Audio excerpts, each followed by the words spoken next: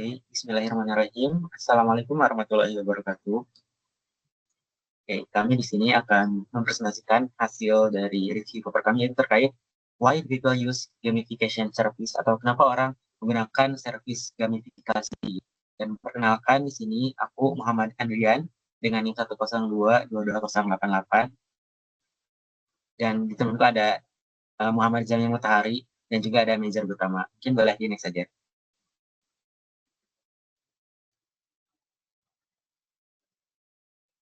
Nah, di sini pendahuluannya gitu dan mungkin kalau dilihat dari gambar ya, di sana ada leaderboard mungkin yang pernah main Duolingo ataupun di sini ada aplikasi lain juga mungkin ada Mobile Legends dan banyak mungkin aplikasi lain yang dimana menggunakan fitur leaderboard ataupun fitur lain-lain gitu untuk membuat orang tuh semakin senang gitu karena ada sesuatu yang kita kejar dan mungkin ada hadiahnya yang dikasih gitu dari adanya leaderboard ini dan kayak tadi ya mungkin kalian pernah lihat kan mungkin sering bahkan tiap hari gitu nah emang apa sih gitu hubungannya dengan ini gitu di next saja.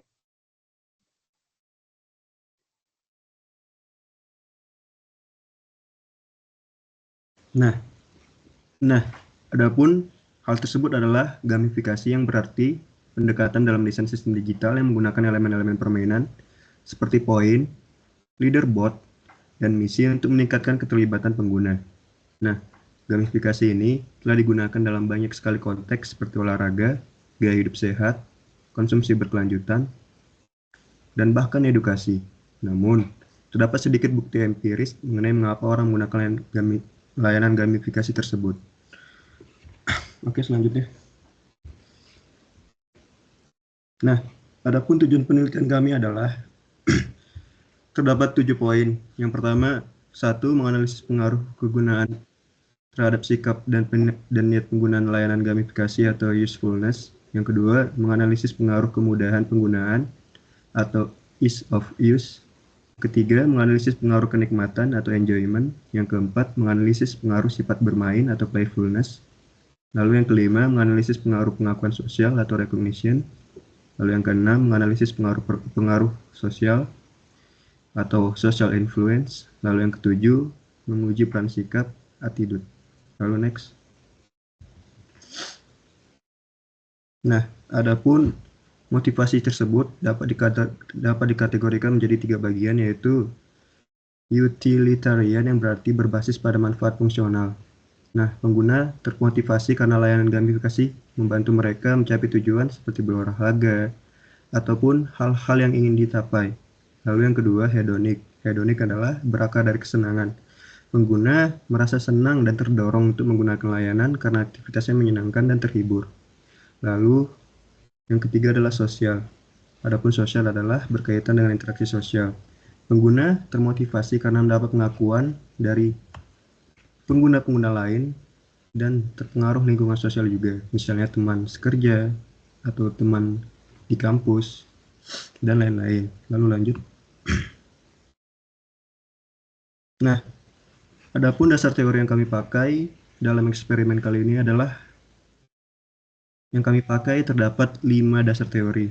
Adapun yang pertama adalah SDT, yaitu Self-Determination Theory, yang berarti membedakan 2 jenis motivasi, yaitu intrinsik dan ekstrinsik. Nah, motivasi intrinsik muncul dari dalam diri, seperti kesenangan dalam beraktivitas, karena mencapai suatu hal yang menyenangkan. Lalu yang intrinsik berarti hal-hal yang berada dari luar, seperti dapat pengakuan sosial dari teman-teman atau yang lain-lain. Lalu yang kedua, TEM, yang berarti teknologi accepted model. Ini hal yang menjelaskan bahwa 2 faktor utama mempengaruhi penerimaan teknologi, yaitu perceived usefulness, kegunaan yang dirasakan, dan perceived ease of use, berarti kemudahan penggunaan. Nah, kedua faktor ini membentuk sikap terhadap sistem yang pada akhirnya mempengaruhi niat untuk menggunakan sistem tersebut secara berkelanjutan. CM ini menjadi dasar dalam memahami aspek utilitarian dari layanan gamifikasi. Lalu yang ketiga, utilitarian versus hedonic. Nah, dalam sistem informasi, sistem utilitarian bertujuan untuk membantu menyelesaikan tugas atau mencapai tugas secara efisien. Adapun hedonic, hal-hal yang membuat kita senang karena mencapai barang-barang yang menurut kita itu berharga. Nah, lalu yang keempat, social influence, dan recognition, yaitu dukungan dan pengakuan sosial dari pengguna-pengguna lain. Nah, konsep pengaruh sosial ini terdapat dari teori perilaku terencana yang dikemukakan oleh Azan pada tahun 1991. Nah, dia mengatakan dalam gamifikasi, pengguna bisa mendapatkan dukungan sosial melalui komentar, suka, dan peringkat dari pengguna lain. Ini menciptakan rasa diakui dan didorong oleh norma sosial yang dapat membentuk sikap positif terhadap layanan. Lalu yang kelima, attitude atau intention. Nah, teori seperti Theory of Resignation Action yang dikemukakan oleh Fishbein dan Azan pada tahun 1975 menyatakan bahwa sikap seseorang terhadap suatu sistem menjadi faktor utama yang mempengaruhi niat untuk menggunakannya. Nah, dalam penelitian ini, sikap menjadi mediator antara motivasi atau utilitarian, hedonik, dan sosial, dan niat penggunaan berkelanjutan. Lalu, next. Adapun metode pengumpulan data akan dilanjutkan oleh teman saya. Oke, terima kasih. Jadi di sini selanjutnya kita akan membahas tentang metodologi dan pengumpulan data. Jadi yang pertama, untuk metode pengumpulan datanya kita akan membahas tentang objek penelitian. Wait. Objek penelitian. Penelitian pada paper ini berfokus pada individu yang menggunakan fitokrasi atau sebuah layanan daring yang mengaplikasikan gamifikasi pada aktivitas latihan fisik. Kemudian yang kedua adalah teknik pengumpulan data. Nah, pengumpulan data dilaksanakan melalui survei daring yang diakses melalui tautan yang dipublikasikan di forum diskusi dan internal layanan fitokrasi. Selama periode aktivasi survei selama 3 bulan, berhasil terkumpul sejumlah 200 responden yang valid. Insentif berupa undian hadiah sertifikat Amazon senilai 50 US dollar dan diberikan untuk mendorong partisipasi responden. Selanjutnya, deskripsi aplikasi fitokrasi dan fitur gamifikasi.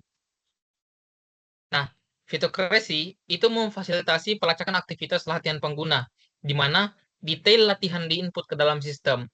Elemen gamifikasi terintegrasi melalui pemberian nilai poin untuk setiap latihan yang dicatat. Nilai poin ini disesuaikan berdasarkan parameter relevan seperti jumlah repetisi, jarak, waktu, intensitas, ataupun beban.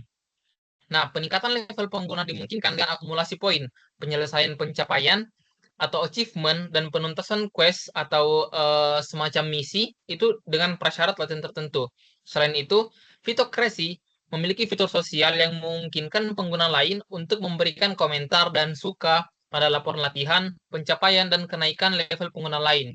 Hal ini menyerupai fungsionalitas layanan jaring sosial populer seperti Facebook, media sosial yang kerap kali kita kenal saat ini.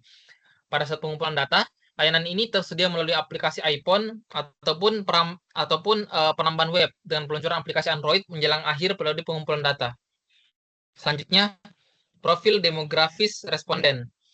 Sampel penelitian terdiri dari 200 responden dengan distribusi gender yang relatif seimbang, di mana distribusinya itu 51% perempuan, 49% laki-laki. Kelompok usia 20 sampai dengan 29 tahun merupakan representasi terbanyak dalam data. Meskipun rentang usia responden cukup luas, data mengenai durasi pengalaman penggunaan layanan dan detail aktivitas latihan mingguan juga disajikan dalam paper ini. Selanjutnya, instrumen pengukuran. Yang pertama kita akan membahas tentang variabel dan item survei. Seluruh variabel dalam penelitian ini diukur dengan 4 item, kecuali satu variabel yang terdiri dari 9 item, dan satu variabel dengan 5 item. Konstruk yang diukur meliputi sikap atau ATT, kemudian niat berkelanjutan untuk penggunaan sistem, CUI, kesenangan, ENG, kemudahan penggunaan, EOU, kefasihan bermain, play, kegunaan, use, pengakuan, REC, dan pengaruh sosial atau SI, Social Impact. Item-item spesifik untuk setiap konstruk disajikan dalam Appendix A. Selanjutnya, skala pengukuran. Setiap variabel diukur menggunakan skala Likert 7 poin, berkisar dari sangat tidak setuju hingga sangat setuju. Kemudian sumber item konstruk. Operasionalisasi konstruk psikometrik diadaptasi dari sumber-sumber yang telah dipublikasikan sebelumnya. memastikan validitas dan reliabilitas instrumen pengukuran. Contohnya, attitude diadaptasi dari ASGEN, kemudian continuous intention for system use dari Venkatesh dan Davis, serta BT-Shirji dan enjoyment dari Van der Heyden. Selanjutnya, analisis statistik. Nah, yang pertama ada pendekatan analisis.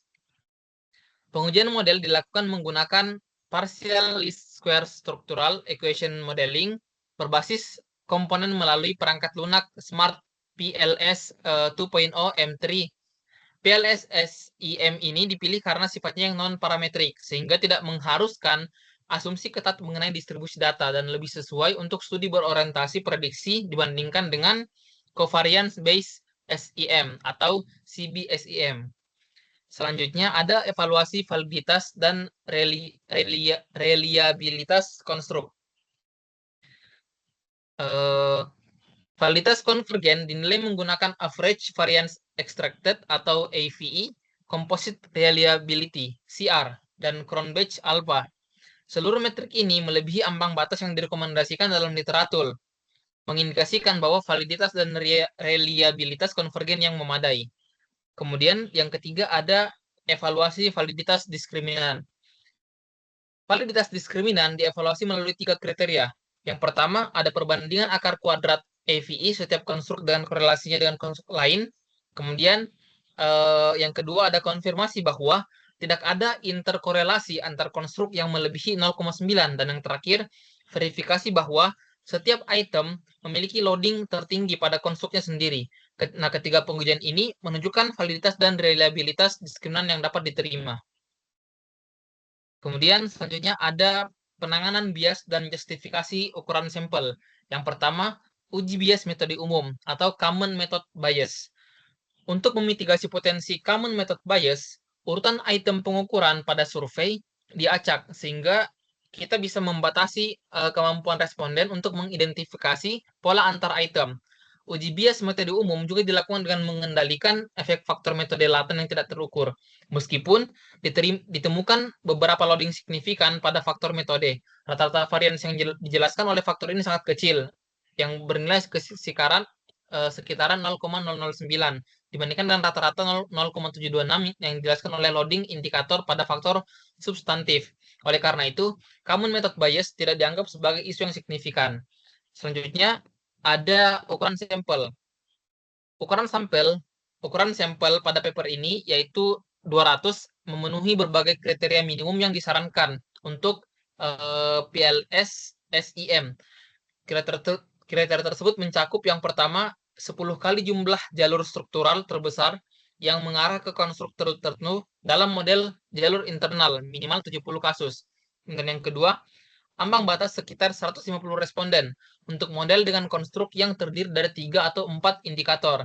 Dan yang terakhir, rasio 5 kasus per variabel yang diamati minimal 175 kasus. Selain itu tidak ditemukan masalah multi kolinearitas antar variabel independen. Nah, mungkin selanjutnya itu adalah hasil dari pengukurannya. Yang pertama, validitas pengukuran gitu, dimana di sini itu menunjukkan hasil dari survei-surveinya, kemudian di rata-rata atau faktor loading itu rata-ratanya gitu, seberapa besar sih pengaruhnya ke mereka gitu, ke orang yang menggunakan aplikasi ini. Yang pertama dari ease of use dilihat bahwa ternyata nilainya tuh di atas 0,7 gitu, yang dimana berarti orang tuh udah merasa ternyata aplikasi ini udah mudah gitu, terus dari kegunaan dia juga ternyata rata-ratanya tinggi gitu, berarti orang-orang juga berpikir bahwa aplikasi ini juga sangat berguna bagi mereka, meskipun dari segi mungkin playfulness ya, mungkin mereka merasa ini tuh emang mungkin nggak seseru banget, tapi menurut kami tuh berguna gitu. Dari engine emang enak, mungkin dari segi kita nyoba-nyobanya, dari fiturnya mungkin kita tuh kurang kerasa bagus aja dibanding aplikasi lain. Dan kalau dilihat rata-rata itu nilainya tuh lebih dari 0,7, dimana bahwa ternyata semua konstruk atau semua faktor di sini tuh emang handal gitu, bisa dipercaya, sehingga ini tuh valid karena kayak tadi ternyata rata-rata dari setiap faktor itu berbeda-beda, meskipun tadi ada yang nilai tinggi, ada juga nilainya itu mungkin hampir mendekati di bawah 0,7, tapi secara keseluruhan hasil dari data ini adalah menunjukkan bahwa ternyata orang-orang tuh masih merasa aplikasi ini tuh bagus untuk dicoba dan masih ngerasa bahwa oh ternyata fitur gamifikasi ini emang lumayan berguna gitu bagi kami. Boleh di next juga.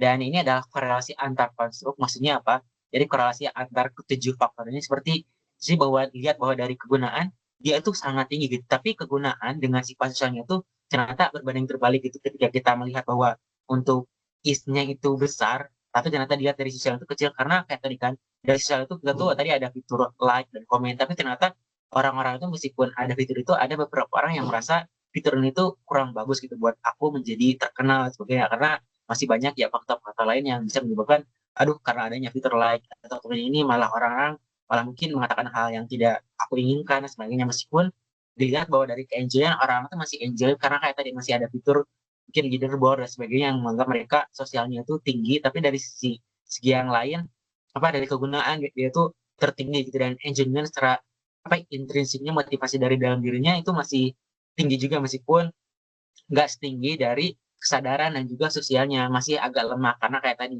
merasa mereka tuh dari segi sosial dari like-nya komennya itu nggak benar-benar terlalu mengajak mereka untuk menggunakan fitur-fitur gamifikasi dan sebagainya dan tadi ya dari Aji itu juga ternyata meskipun apa aplikasinya juga dari segi sosialnya lemah tapi attitude-nya dari mediatornya itu mengajaknya itu kuat sehingga masih banyak orang-orang yang menggunakan fitur gamifikasi di aplikasi ini. Boleh di next juga.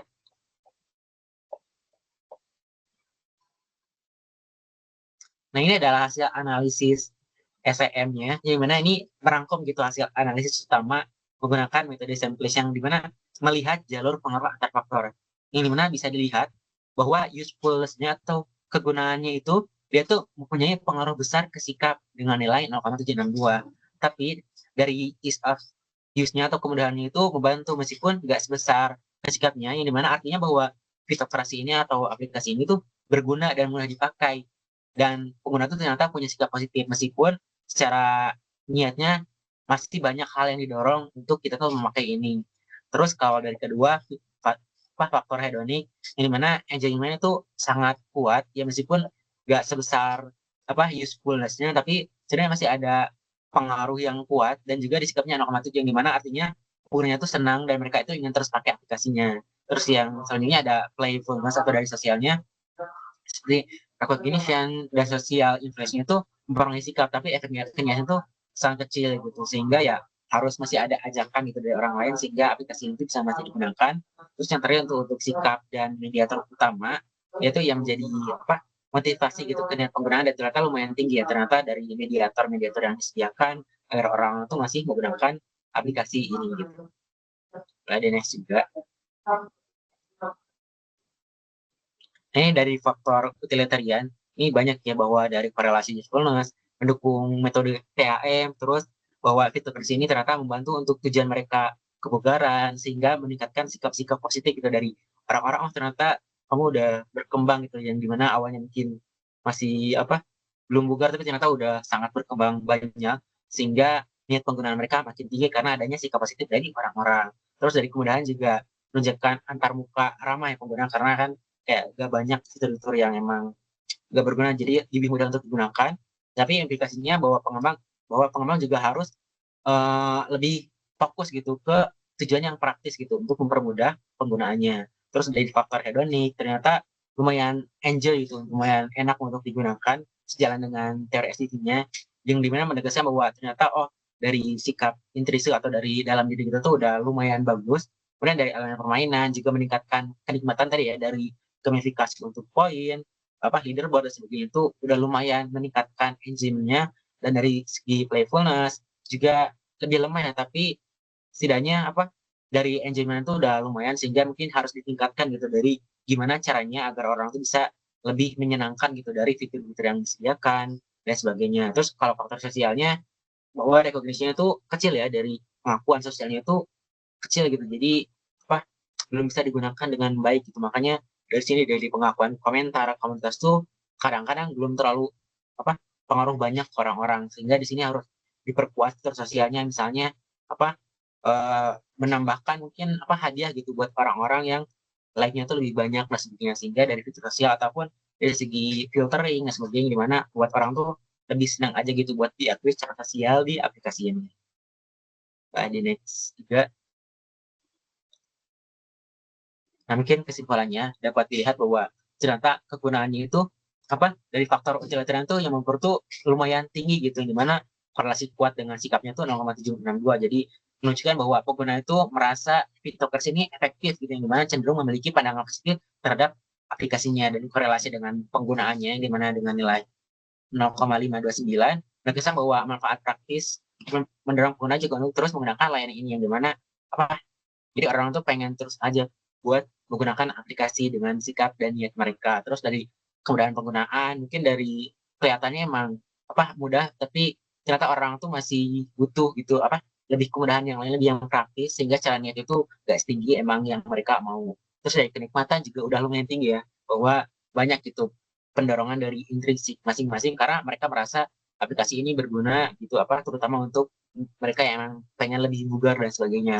Terus dari sifat bermain juga tidak setinggi yang lain, tapi dari kenikmatan udah lumayan bagus. Terus dari pengakuan sosial masih dibutuhkan sosial dari yang lain gitu. Jadi butuh fitur-fitur lain yang dimana mempengaruhi sosial kita gitu, sehingga kita bisa lebih senang aja untuk dianggap oleh orang lain dan sebagainya. Terus sehingga gamifikasi ini tuh efektif gitu. Jadi bagus secara keseluruhan, sehingga mendorong orang-orang tuh terus memakai aplikasi ini, dan mungkin berbayar juga, mungkin membayar untuk aplikasi ini sehingga menambah penghasilan, tapi juga masih butuh fitur-fitur sosial yang lain gitu, yang dimana yang lebih mudah. Terus kayak tadi yang mungkin jadi fitur orang-orang like dan sebagainya tuh ditingkatkan, disesuaikan, sehingga orang itu bisa lebih nyaman dan juga memberikan rate-rate yang bagus, sehingga aplikasi ini bisa digunakan lebih baik terutama untuk jangka panjangnya.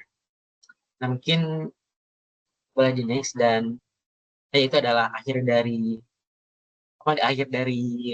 presentasi kali ini kami dari kelompok yang terkait membahas gamifikasi. Sekian dari kami. Terima kasih dan mohon maaf sebelumnya. Wassalamualaikum warahmatullahi wabarakatuh.